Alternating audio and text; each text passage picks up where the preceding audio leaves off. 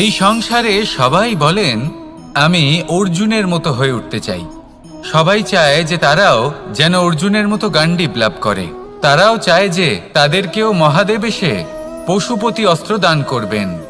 তারাও এটাই চায় মহাভারতের মতো মহাসংগ্রামে বিজয়ী হতে। কিন্তু সবাই ভুলে যান যে অর্জুন যা হতে পেরেছিলেন সবকিছুই অর্জন করেছিলেন। যদি আপনিও অর্জুনের মতো গান্ডীব লাভ করতে চান তবে আপনাকেও তার মতোই শ্রেষ্ঠ কাঠ নির্বাচন করতে হবে। সেই কর্ম আপনাকেই করতে হবে। তার প্রত্যঞ্চা যাতে তীব্র হয় তার জন্য আপনাকে সর্বশ্রেষ্ঠ দড়ি খুঁজে বের করতে হবে। আপনার বাণ যাতে ঘাতক হয় সেই জন্য আপনাকে নতুন নতুন ধাতু খুঁজে বের করতে হবে।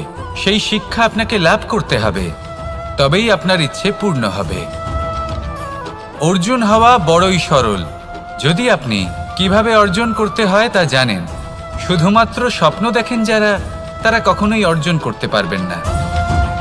কিন্তু যদি কেউ অজ্ঞাতবাস ভোগ করতে পারে, যদি কেউ লাক্ষাগৃহ থেকে পালিয়ে বাঁচতে পারে, যদি কেউ কঠোর তপস্যা করতে পারে, প্রতীক্ষা করতে পারে এবং পরিশ্রম করতে পারে, তাহলে সে অর্জুন অবশ্যই হয়ে উঠবে। যদি আপনি অর্জুন হয়ে উঠতে চান তাহলে কর্ম করতে শিখুন আর আমার সাথে ভালোবেসে বলুন রাধা রাধা। কি ওই মাকড়সার জাল দেখতে পাচ্ছেন? মাকড়সারা ভীষণ পরিশ্রম করে এটা তৈরি করে। নিজের শরীরের রস দিয়ে এই জাল বোনে। আপনি কি এটার উদ্দেশ্য জানেন? আসলে মাকড়সা এই জালে ছোট কীটপতঙ্গ ধরে তাদেরকে খাদ্যরূপে গ্রহণ করে। কিন্তু আপনি কি এই কথা জানেন যে একদিন মাকড়সা নিজেই নিজের জালে জড়িয়ে মৃত্যুবরণ করে থাকে? বলুন কি করেন আপনি এই জাল দেখতে পেলে? দেখতে পেলেই মুছে ফেলেন এর অস্তিত্ব, তাই না? তেমনি অন্যদিকে পাখির বাসা। পাখিরাও ভীষণ পরিশ্রম করে এটা তৈরি করে। কিন্তু যদি পাখি একদিন এটা ছেড়ে চলে যায় তাহলেও লোকে এটা নষ্ট করে দেয় না। কারণটা কি? এর কারণ হলো এর নির্মাণ জীবন সঞ্চারের জন্য করা হয়েছিল, নষ্ট করার জন্য নয়। তাই মনে রাখবেন, জীবনে আপনার পরিশ্রম যতই বেশি হোক না কেন, যদি আপনার লক্ষ্য শুভ না হয় তাহলে আপনারও বিনাশ নিশ্চিত। তাই সৃজন করতেই থাকুন আর মুগ্ধ হয়ে বলুন রাধা রাধা। এই পুকুর দেখছেন আপনি? বাচ্চা, বৃদ্ধ, যুবক, যাকেই আমি জিজ্ঞেস করব এটা কি, সবার উত্তর সেই একই হবে। উত্তর তখনই বদলাবে যখন প্রশ্ন এটা হবে যে আপনি এই পুকুরে কি করতে চান। কেউ বলবে আমি এমনি এর পাড়ে বসে এই জল স্পর্শ করে ঠান্ডা হাওয়ার আনন্দ অনুভব করতে চাই। কেউ বলবে আমি এই পুকুরে সাঁতার কাটতে চাই। কেউ বলবে কাগজের নৌকা বানিয়ে আমি এতে ভাসিয়ে দিতে চাই। কেউ বলবে আমি মাছ ধরে নিজের জীবন যাপন করতে চাই, ইত্যাদি ইত্যাদি। আপনাকে একটা কথা বলে রাখি, আমাদের জীবনও এই পুকুরেরই মতন, একই রকম। কিন্তু আমরা এই জীবন নিয়ে কি করব সেই সিদ্ধান্ত আমাদের। এই পুকুরে আপনি মুক্তও পাবেন, আবার পাঁকও পাবেন। যদি আপনি মুক্ত পেতে চান তাহলে এই পুকুরের গভীরে আপনাকে যেতে হবে। ততটাই চেষ্টা করতে হবে যতটা করলে আপনি সেই মুক্ত অর্জন করতে পারবেন। না হলে শুধু পাঁকে হাত পড়বে। তাই যা আমি সর্বদা বলে থাকি, সিদ্ধান্ত আপনার। রাধা রাধা। অবশ্যই সহ্য করতে হবে, এটাই হলো প্রকৃতির নিয়ম। এই নিয়ম কিন্তু আমরা সবাই জানি, কিন্তু আমাদের মধ্যে বেশিরভাগ মানুষ এই বিভ্রান্তি নিয়ে বাঁচি যে এই যে প্রকৃতির নিয়ম তা আমার ওপর প্রযোজ্য নয়। তা কিন্তু নয়। আমাদের চতুর্দিকে এই যে নিসর্গ রয়েছে, আমরা তার কতটা ক্ষতি করি সেটা একবার ভেবে দেখুন। আমরা বনাঞ্চল জ্বালিয়ে দিই, বায়ু দূষিত করি, জল দূষিত করি, প্রাণীদের হত্যা আমরা করি। কেন? এই নিসর্গ আমরা নষ্ট করি, যদিও আমরা জানি যে আমরাও হলাম এই নিসর্গেরই অংশ। এবার দেখুন, শরীরের কোনো অংশে যদি আগুন ধরান, আস্তে আস্তে সমস্ত শরীরও জ্বলে যাবে। সেইভাবেই নিসর্গ যদি নষ্ট হয়ে যায়, তাহলে মনুষ্য জাতিও নষ্ট হয়ে যাবে। তাই এই যে নিসর্গ আপনি দেখছেন, এই পুষ্প, এই বৃক্ষ, বায়ু, জল, এদের সকলকে রক্ষা করুন, নষ্ট নয়। মনে রাখবেন, যদি নিসর্গ থাকে মানুষ থাকবে, যদি নিসর্গ থাকে তাহলেই জীবন থাকবে। আসুন আমার সাথে ভালোবেসে বলুন, রাধা রাধা।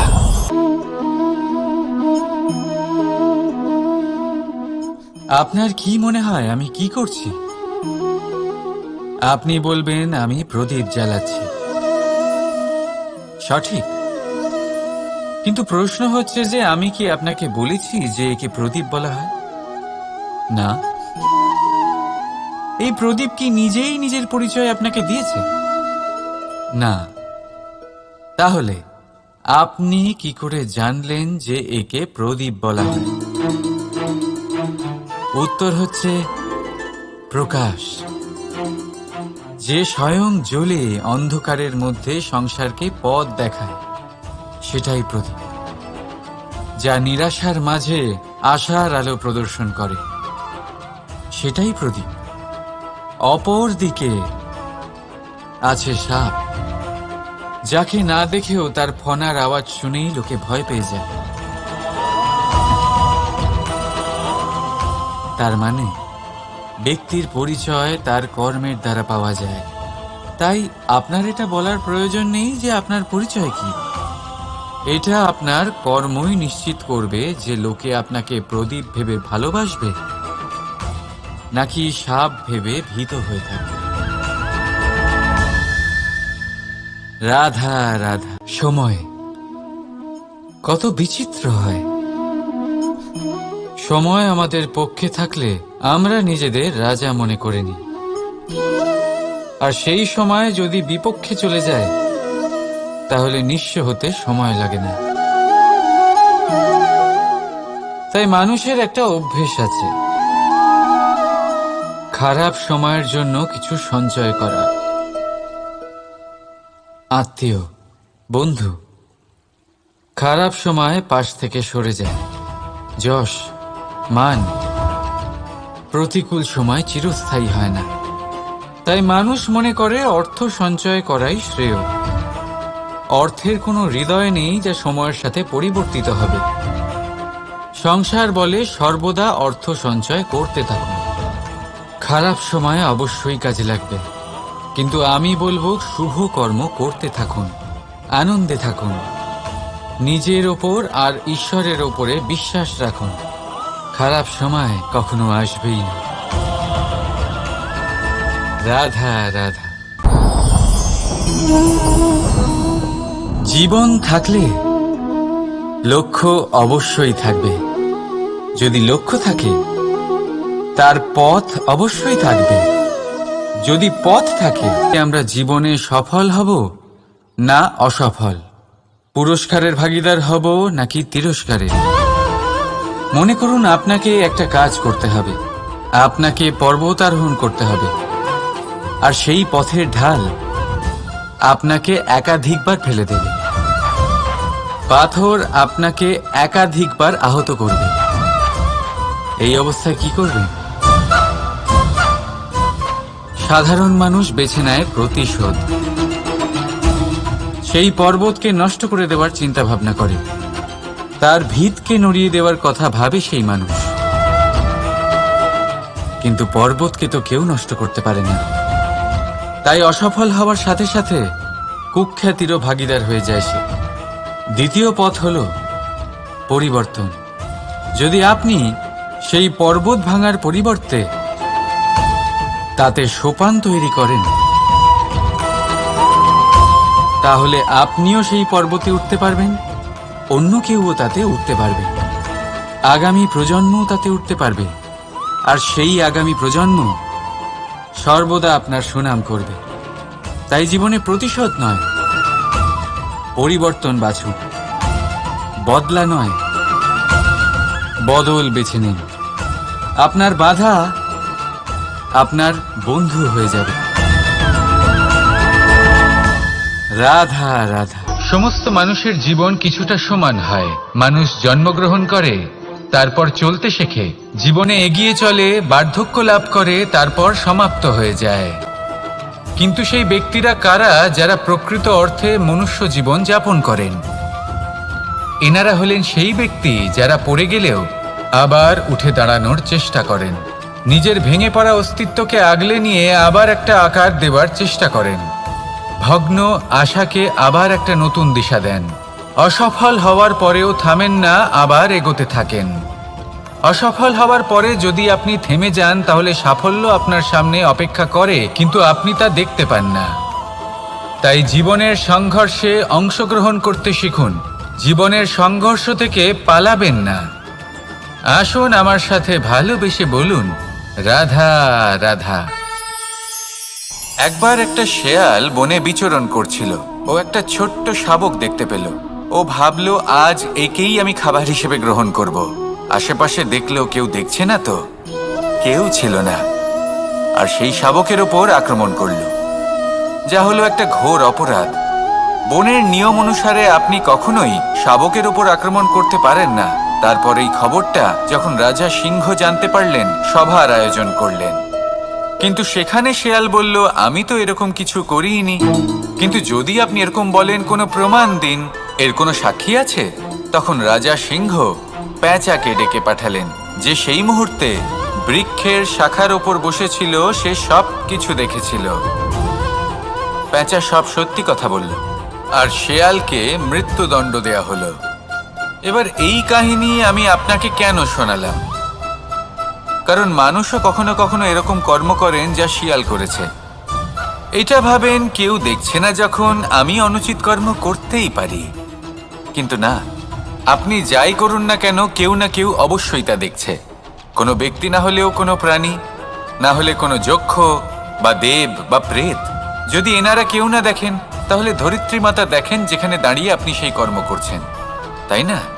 তাই একটা কথা সবসময় মনে রাখবেন, কে দেখছেন কে দেখছেন না সেই বিষয়ে ভাবা ছেড়ে দিন। এটা খুব সহজ কথা। আপনি যদি উচিত কর্ম করেন, উচিত ফল পাবেন। যদি অনুচিত কর্ম করেন, তাহলে আপনি অনুচিত ফল অবশ্যই পাবেন। সেই জন্য উচিত পথে চলতে থাকুন, উচিত কর্ম করতে থাকুন, আর আমার সাথে ভালোবেসে বলুন, রাধা রাধা। আপনি কখনো কোনো বাজকে নিজের বাসা বানাতে দেখেছেন? এই বাজ যখনই কোনো বাসা বানায়, তখন উঁচু গাছের ডালে বা কোনো পর্বতের শিখরে বাসা বানায়, অনেক উচ্চতায়। আর সেখানে তার সন্তানও জন্মগ্রহণ করে। যখন এই সন্তানেরা জন্মায়, তখন এই বাজ খুবই ভালোবেসে এবং খুব সাবধানে এদের পালন পোষণ করে। নিজের ঠোঁট দিয়ে তাদের ঠোঁটে খাবার পরিবেশন করে। কিন্তু যেই সেই সন্তানেরা হৃষ্টপুষ্ট হয়ে যায় এবং সেই কথা বাজ নিজে বুঝতে পেরে যায়, সেই বাজ নিজেই সেই বাসা ছিন্ন ভিন্ন করে দেয়। সেই সন্তান যাদের সবেমাত্র ডানা গজিয়েছে, কিভাবে উড়তে হয় তারা জানে না, সেই সন্তানগুলিকে উচ্চতা থেকে ঠেলে দেয়। সেই সন্তান প্রথমে ভয়ভীত হয়ে যায়। তারা সামনে মৃত্যুকে দেখতে পেয়ে ভয়ের কারণে তাদের ডানা ঝাপটাতে থাকে, আর সেই প্রক্রিয়াতেই সেই সন্তানগুলি উড়তে শুরু করে দেয়। এবার এই ঘটনায় আমরা কি শিক্ষা পেতে পারি? এটাই, যদি আপনি মাতা পিতা হন, তাহলে নিজের সন্তানকে অবশ্যই স্নেহ করুন, কিন্তু তাদেরকে নিজের আঁচলের তলায় বেঁধে রাখবেন না।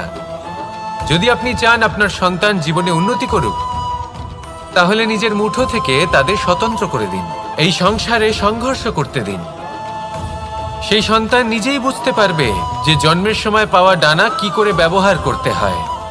আর আপনার চোখের সামনে আপনার সন্তান এই আকাশে উড়তে থাকবে। তাহলে আসুন আমার সাথে ভালোবেসে বলুন, রাধা রাধা। সংসারে সবচেয়ে পবিত্র মানা হয় গঙ্গা জলকে। কখনো ভেবে দেখেছেন কেন? কারণ গঙ্গা জলের আবির্ভাব অত্যন্ত শুদ্ধ হয়, তার জন্ম শুদ্ধ হয়, যেখান থেকে তার শুরু সেটাই শুদ্ধ হয়। আর শুরুটা শুদ্ধ হওয়া অত্যন্ত আবশ্যক।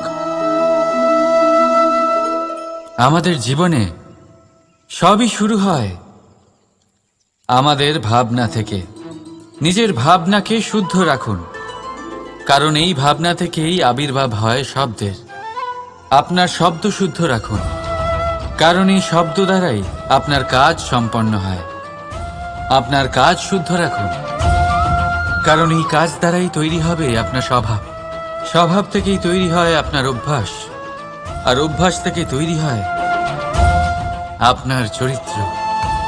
আর এই চরিত্র সংসারের সমক্ষে এক আদর্শ হয়ে ওঠে। তাই ভাবনা থেকে আদর্শের এই যাত্রা শুভ তখনই হয়ে ওঠে যখন আপনার ভাবনা শুদ্ধ হয়। এই সংসারে, এই জীবনে নিজের ভাবনা শুভ রাখলে, শুদ্ধ করলে আপনার মন সুপ্রসন্ন হয়ে বলবে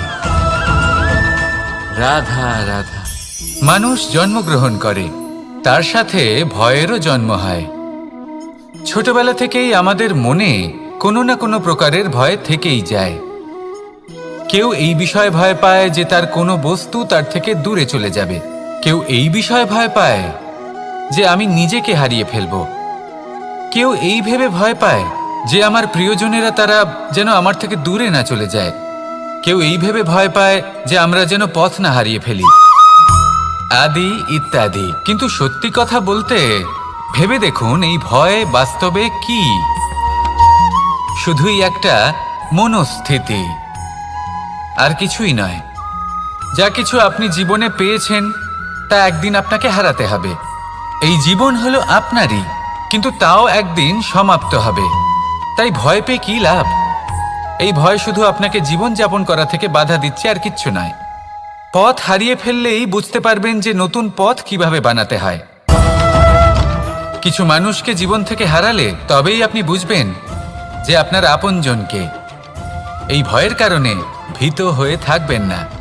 এই তারা নক্ষত্র অন্ধকারের অভাবে গুরুত্ব হারায়। শিবকেও মহাদেব হওয়ার জন্য বিষ পান করতে হয়েছিল। প্রত্যেক পরিস্থিতি, প্রত্যেক সাফল্য আপনার পরীক্ষা নেবে, তাতে উত্তীর্ণ হওয়া হলো আপনার কর্ম। যখনই আপনি ভয় পাবেন বা সংকটের সম্মুখীন হবেন, তখন সাহসের সাথে তার সম্মুখীন হন। মনে রাখবেন, যে সম্মুখীন হতে জানে সাফল্য তার সাথে সবসময় থাকে। আসুন আর আমার সাথে ভালোবেসে বলুন রাধা রাধা। আমাদের হাতটা দেখুন। এই হাতে 5টা আঙুল আছে, যা ভিন্ন ভিন্ন ধরনের। একরকম কেন নয়? কারণ হলো প্রত্যেকের নিজের নিজের গুরুত্ব আছে, নিজের নিজের মাহাত্ম্য আছে।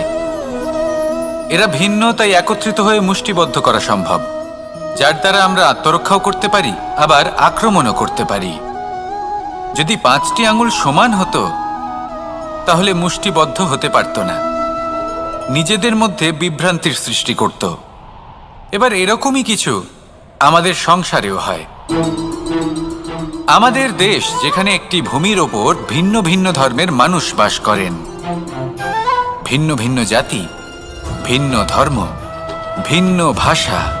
কিন্তু যদি আমরা এটা ভাবি যে কিভাবে এই দেশকে কল্যাণের পথে নিয়ে যাওয়া যায়, কিভাবে এর বিকাশ করা সম্ভব, তাহলে আমাদের একত্রিত হওয়া শিখতে হবে।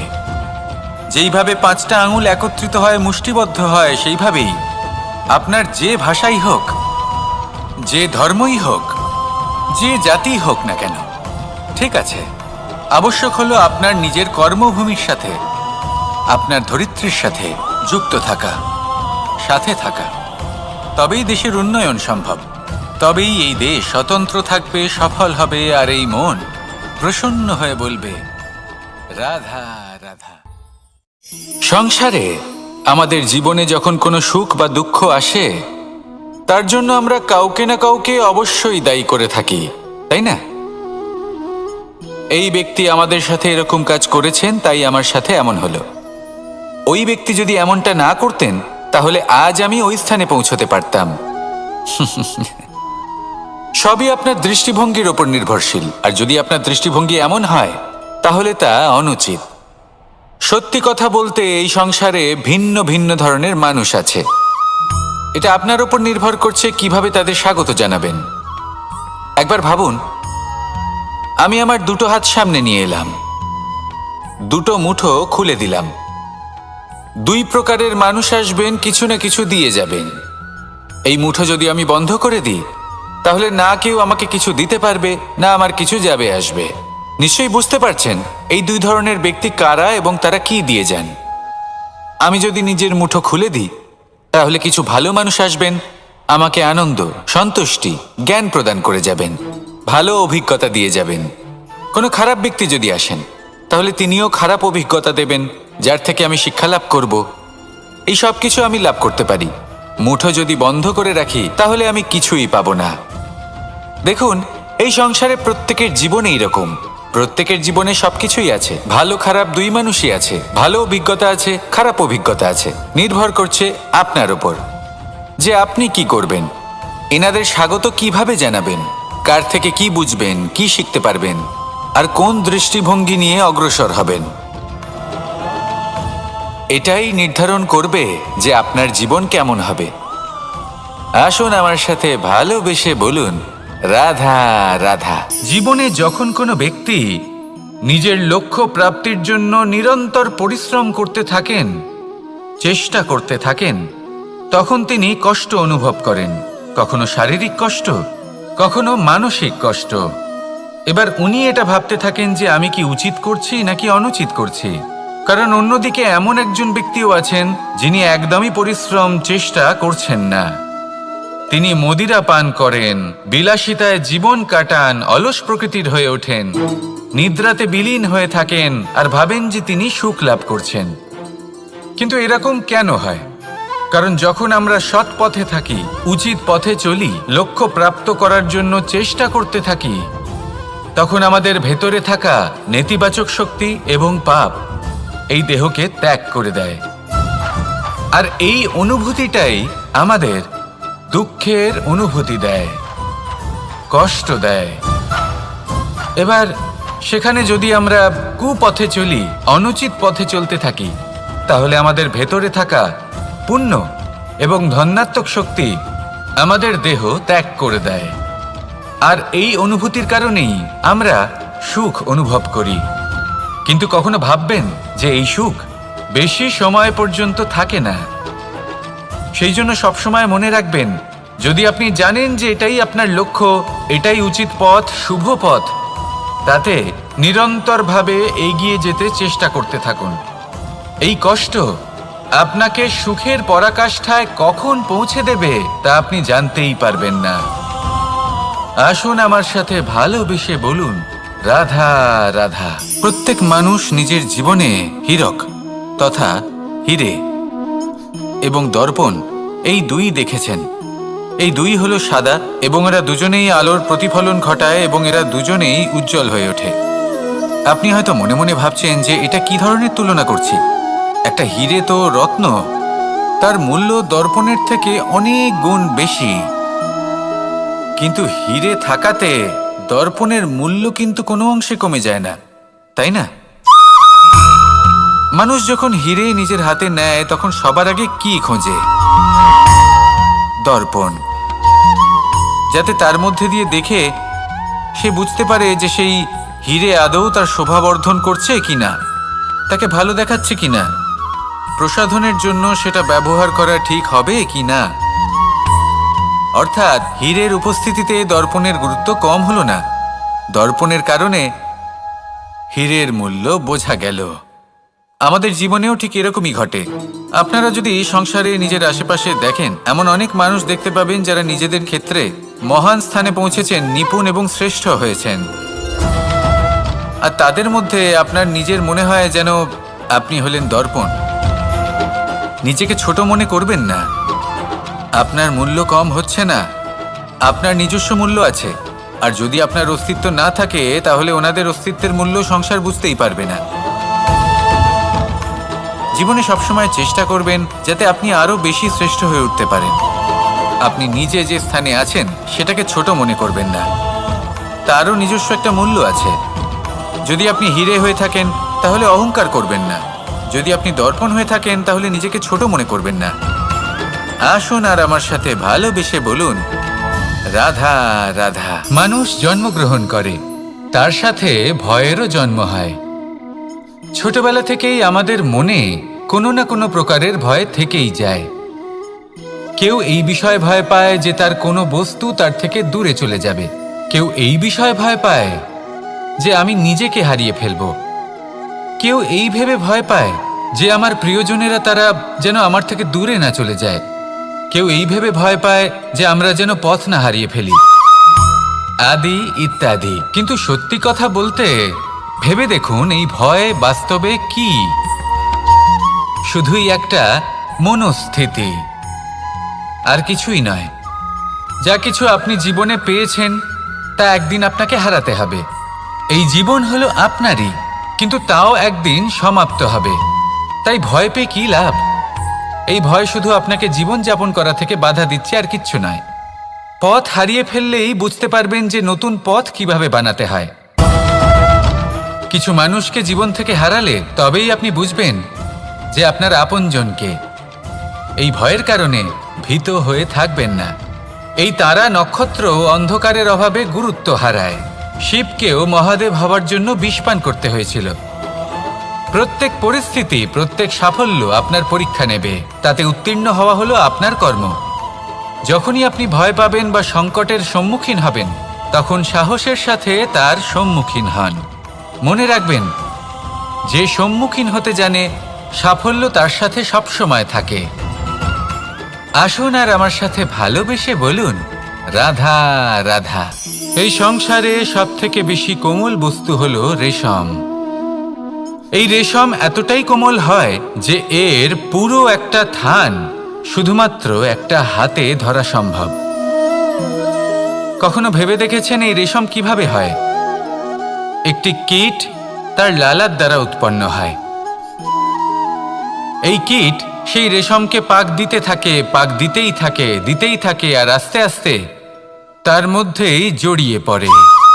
শেষে ওর এই সুন্দর অমূল্য সৃষ্টি রেশমের এই সুতো, তার নির্মাণ কার্য পূর্ণ হয়।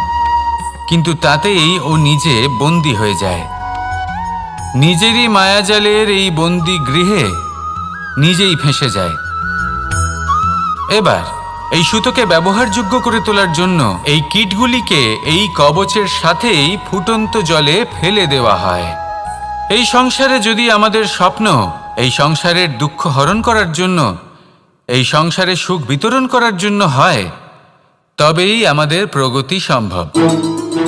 যদি আমাদের এই স্বপ্ন শুধুই আমাদের এবং আমাদের স্বার্থ সিদ্ধির জন্য হয়, তাহলে এই স্বপ্ন আমাদের অন্ধ করে দেবে, আমাদের অন্ধকারের পথে নিয়ে যাবে, আর আমরাও সেই কীটের মতো হয়ে যাব। নিজেদেরই মায়াজালে আমরা নিজেই ফেঁসে যাব, আর শেষে আমরা যদি কিছু লাভ করি তা হবে একাকিত্ব, অন্ধকারময় মৃত্যু। তাই স্বপ্ন অবশ্যই দেখুন, কিন্তু এমনভাবে স্বপ্ন দেখবেন না যে তার এই বন্দিগৃহে আপনি নিজেই ফেঁসে গেলেন। স্বপ্ন দেখুন পরোপকারের, পরমার্থের, সবাইকে উদ্ধারের, অন্ধকারের নয়। তবেই কল্যাণ হবে, আর তবেই এই হৃদয় প্রসন্ন হয়ে বলবে, রাধা রাধা। মানুষ যখন এই সংসারে প্রবেশ করে, অর্থাৎ জন্মগ্রহণ করে, তখন নিশ্চিন্তে থাকে, আনন্দে থাকে। কিন্তু যেইমাত্র তার মধ্যে বোধশক্তি আসে, তখন সে চিন্তা করতে শুরু করে। যার ভিত্তিতে মানুষ যা চাইবেন তাই লাভ করতে পারবেন, যদি সঠিক কর্ম করতে থাকেন। যখন কংসের অসুররা গোকুলে ধ্বংসলীলা চালাচ্ছিলেন, তখন আমি কারোর থেকে সাহায্য চাইনি। আমি দাঁড়িয়েছিলাম এবং আমি তার বিরোধিতা করেছিলাম।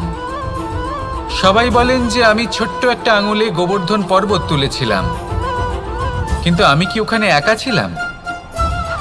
কখনোই নয়। আমার সাথে অসংখ্য গোকুলবাসী, অসংখ্য বর্ষণাবাসী ছিলেন। নিজের হাতে একটা লাঠি নিয়ে। ওনাদের মনোবল, ওনাদের আশীর্বাদ আমার সাথে ছিল। মহাভারতে আমি শুধুই শিক্ষক ছিলাম, আমি শুধুই শিক্ষা দিয়েছি। লক্ষ্য সাধন করেছে অর্জুনই, যুদ্ধ করেছে অর্জুনই এবং জয়ীও হয়েছে অর্জুনই। আমি শুধুই শিক্ষা দিতে পারি। অবশেষে আপনাকে শুধু এটুকুই বুঝতে হবে যে ঈশ্বর সবকিছু করতে পারেন না, করতে হবে আপনাকে। ঈশ্বর আপনাকে আশীর্বাদ করতে পারেন যে কাজ আপনি মন থেকে করবেন সেটা অবশ্যই পূরণ হবে। সেই জন্য নিজের লক্ষ্যের পথে এগোতে থাকুন। চেতনা, বিবেক এবং পরিশ্রমের দ্বারা আপনার যা যা স্বপ্ন আছে, যা লক্ষ্য আছে, আপনি অবশ্যই লাভ করবেন। আর এই মন সুপ্রসন্ন হয়ে বলবে, রাধা রাধা। ভোজন। এই সংসারে যেই হোক না কেন, কোনো মানুষ হোক, কোনো প্রাণী হোক, কোনো কীট হোক বা কোনো বনস্পতি হোক, প্রত্যেকের জন্য ভোজন অতি আবশ্যক। কারণ এবার এই বিষয়ে আমরা সকলে জানি। আপনি কি এটা জানেন যে শ্রীরাম বাস্তবে অমাবস্যার এক রাত আগেই অযোধ্যায় পৌঁছে গেছিলেন? সবার সামনে অমাবস্যার রাতে এসেছিলেন। এর কারণ কি? শ্রীরাম প্রমাণ করতে চেয়েছিলেন যে যে কোনো সময়, দিন হোক বা রাত, শুভ বা অশুভ হয় না। শুভ অশুভ কিছু থাকলে তা হলো মানুষের চিন্তা, তার ভাবনা, তার নির্বাচন আর তার কর্ম। নিজেই দেখে নিন, শ্রীরাম শুভ কাজ করে ফিরেছিলেন এবং অমাবস্যার মতো গভীর এক রাত্রিকেও দীপাবলিতে পরিবর্তিত করেছিলেন। এমনটাই যদি আমরা করতে পারি, তাহলে এমন কোনো গৃহে যান যেখানে অসহায় ব্যক্তি রয়েছেন, যা অন্ধকারাচ্ছন্ন, আর সেখানে প্রকাশ প্রজ্বলিত করুন। প্রকাশ সহায়তার, প্রেরণার, আশার। যদি এমন কিছু আমরা করতে পারি, তাহলে তাকে প্রকৃত অর্থে দীপাবলি বলা যেতে পারে। তাহলে নিজের পরিবারের সাথে দীপাবলি পালন করুন। আপনাদের শুভেচ্ছা জানাই। আসুন আর আমার সাথে ভালোবেসে বলুন, রাধা রাধা। এই শুকনো পাতাটিকে দেখুন, নিষ্প্রাণ হয়ে পড়েছে। কোনো একটা সময় এই পাতাটি একটা গাছের ডালে ছিল। সেই গাছ ওর লালন পালন করত। যখন যখন বাতাস বইত, এই পাতায় কম্পন দেখা দিত, মনকে প্রফুল্ল করে তুলত। কোনো একদিন এই পাতা গাছের ডাল থেকে ঝরে পড়ে গেল। নিঃসন্দেহে ও নিজের স্বাধীনতা পেল, কিন্তু আস্তে আস্তে শুকিয়ে গেল, নিষ্প্রাণ হয়ে গেল। দেখুন, আমি এই কথা বলছি না যে স্বাধীনতা অনুচিত, কখনোই না। কিন্তু যে কোনো পরিস্থিতিতে স্বাধীন হতে চাওয়া, এটা নিশ্চিতরূপে অনুচিত।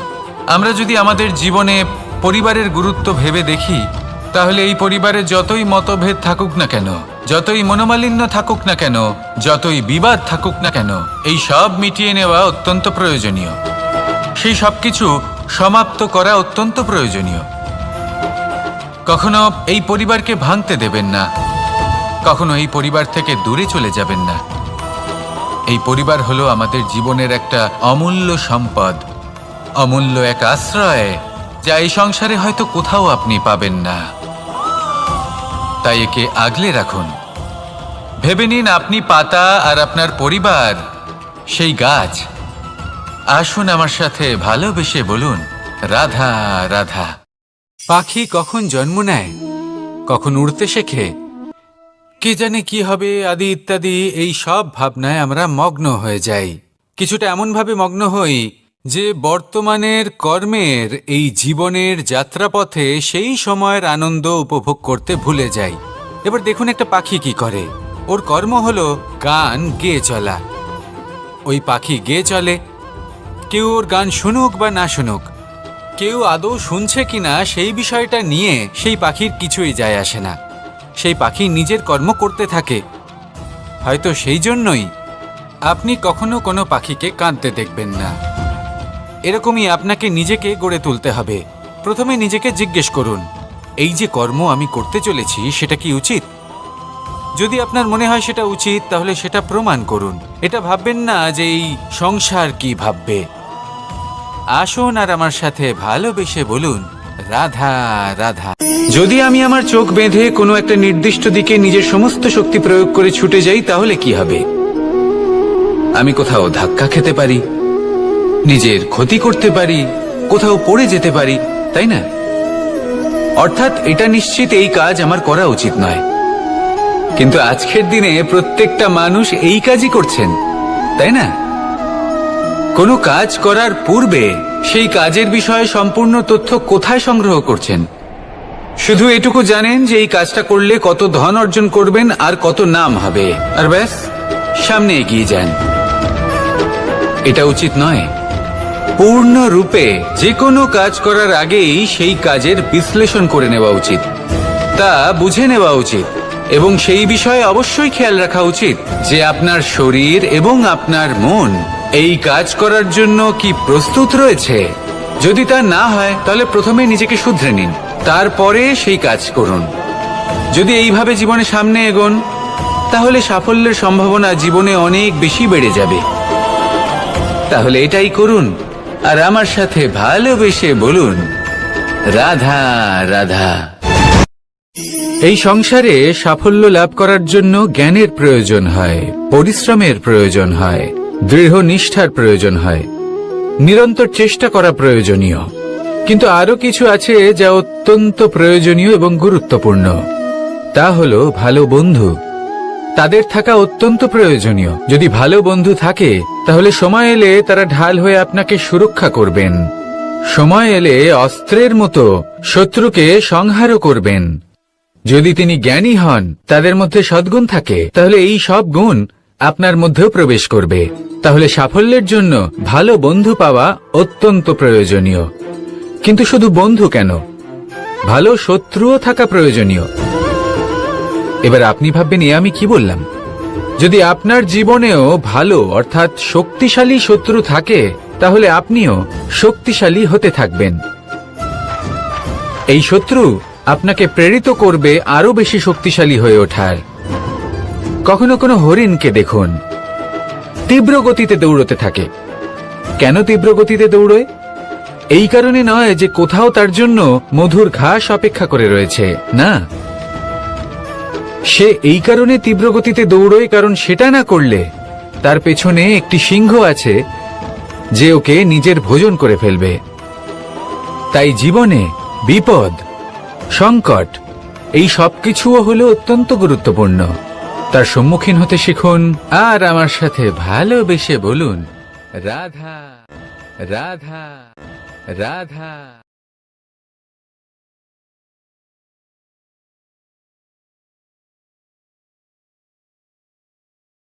লক্ষ্যে পৌঁছানো অত্যন্ত কঠিন হয়। কেউ ভাবেন যে কেন এত কঠিন হয়, কেন এত কষ্ট করতে হয় লক্ষ্যে পৌঁছানোর জন্য। এই লক্ষ্য সরলভাবে কেন আমার কাছে চলে আসে না? চলুন আপনাকে একটা কথা বলি, যদি আপনার লক্ষ্য কঠিন না হয় তাহলে তাকে পাওয়া আপনার পক্ষে অসম্ভব হয়ে উঠবে। লক্ষ্যে পৌঁছানোর এই রাস্তায় আপনি যে কড়া রোদের সম্মুখীন হন, যার থেকে আপনি দূরে পালাতে চান, সেই রোদ আপনাকে প্রেরণা যোগায় যে আপনি এগোতে থাকুন। ভাবুন একজন যাত্রী যে কিনা নিজের লক্ষ্যের দিকে যাচ্ছেন, সেই পথে উনি যদি একটু ছায়া পেয়ে যান আর উনি ওখানে বিশ্রাম নেন, তাহলে তার সাথে তার ভাগ্য গভীর নিদ্রায় সেখানে বিলীন হয়ে যায়। তাই পরিশ্রমের কড়া রোদের থেকে কখনো দূরে পালাবেন না। জীবনে শুধু সামনে এগোতে থাকুন দৃঢ়তার সাথে। আর লক্ষ্য সরল হোক, কঠিন হোক বা অত্যাধিক কঠিন হোক, একটা কথা মনে রাখবেন, যে জীবনের লক্ষ্যে পৌঁছতে পেরেছে সে লক্ষ্য প্রাপ্তির জন্য আফসোস কখনোই করে না। রাধা রাধা।